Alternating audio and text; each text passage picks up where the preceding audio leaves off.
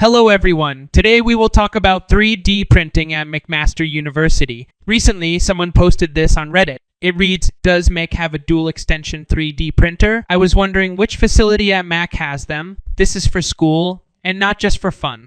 A commenter below said, "Not sure about dual extrusion specifically, but you can submit 3D printing requests to Lyon's New Media Center in Mills, and they'll print it off for you." I did some research on 3D printing at Mac, and I wanted to share my findings. In general, there are two places that the general student population can get 3D printing services at McMaster. They are Lyon's Media Center at Mills Library and the Thode Makerspace. Additionally, some engineering courses require the use of 3D printers, and there may be facilities available for students enrolled in those courses. However, these are generally not open to the general public. Now let's look at each of the options.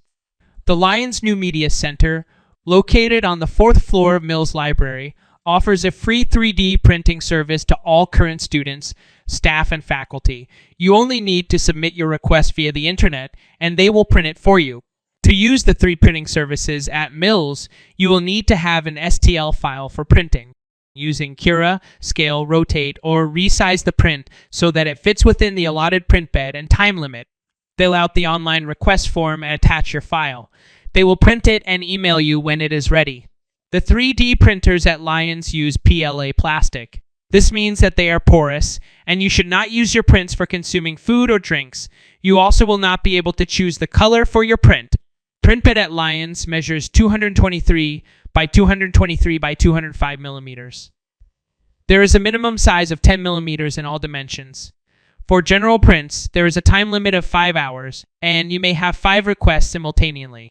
Course-related prints may be longer, and you may be able to request more prints.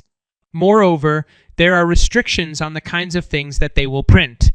For example, they will not print weapons or parts of weapons. They won't print certain types of toys. Also, the service is only intended for personal or academic use, and they might not print large quantities of the same item.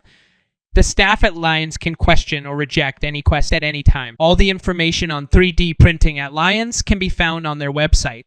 Now let's move on to the Thode Makerspace. The Thode Makerspace provides a do-it-yourself 3D printing experience. You will need to get equipment training before you use their printers, and then you have to reserve the printer in advance. Once it's your turn, you can go to the Makerspace to use the 3D printer. To get training, you will need to enroll in the Thode Makerspace training and community course on Avenue to learn. Then, complete the general orientation module and the quiz. In addition, you may need to book in-person training 24 hours in advance in order to use the 3D printers. The Thode Makerspace has Prusa Mk3s and Mk3s Plus printers. The print bed is 250 by 210 by 210 millimeters. Based on the pictures available on the Thode Makerspace website, it appears that they also use PLA plastic, and your maximum print time would be limited to your reservation time. You can get more information about 3D printing at Thode on their website. In conclusion, while McMaster University may not offer free dual extrusion 3D printing services, the campus is rich with resources for students eager to explore this innovative technology.